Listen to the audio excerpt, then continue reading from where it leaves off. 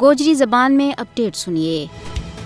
بھارتی فضائی حکومت اپنے زیر تسلط جموں کشمیر میں نام نہاد معمول کی واپسی کو بار بار تذکرہ کر کے اس نہ سچ ثابت کرنے کی کوششوں میں مصروف ہے تاکہ بین الاقوامی برادری کی اکھیاں میں توڑ کر لی جا سکے اور علاقائی عوام نہ بھی گمراہ کی جا سکے۔ لیکن دنیا اچھی طرح جانے کہ بھارتی غاصب حکومت مقبوضہ ریاست جموں کشمیر میں کیڑا غلیظ اور سیاہ کرتوت سر انجام دے رہی ہے۔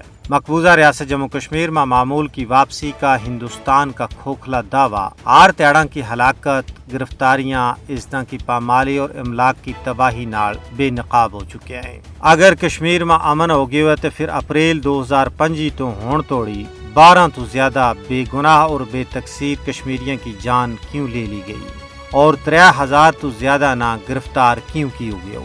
کشمیر کی زمینی صورتحال نے بھارت کا نام نہاد نارملسی کا دعویٰ کو پول کھول کے رکھ چھوڑے ہوا ہے۔ بھارت محکوم لوگوں کی زبان بندی نہ معمول کی علامت کا طور پر پیش کرنے کی ناکام کوشش کرے ہوا ہے، لیکن حقیقت یہ ہے کہ 2019 تو بعد عام کشمیریوں کا قتل عام میں بے حد بد ہو گیا ہوا ہے۔ پوری ریاست نہ غاصب حکومت نے ایک کھلی جیل میں تبدیل کر کے رکھ چھوڑے ہوا ہے۔ یہ روزانہ کی بنیاد پر بنیادی انسانی حقوق کی دھجیاں اڑائی جا رہی ہیں۔ کسی کی جان محفوظ ہے نہ ماڑ، ہر پاسے تباہی تے بربادی کو کاڑو چاڑا ہے۔ بھارت نے کشمیریوں کا جین کا حق سمیت ہر حق کی خاص لی ہوا ہے۔ ڈومیسائل کا قانون میں تبدیلی کر کے لکھاں کی تعداد میں غیر ریاستی لوگوں نے ڈومیسائل سند جاری کر دیتی گئی ہے۔ اردو زبان کی جگہ ہندی نہ رائج کرنے واسطے بڑا پیمانہ پر کوشش ہو رہی ہے، لیکن دوجے پاسے نارملسی کا جھوٹا بیانیہ نہ فروغ دین واسطے گودی میڈیا حقائق نہ توڑ مروڑ کے پیش کر رہی ہے۔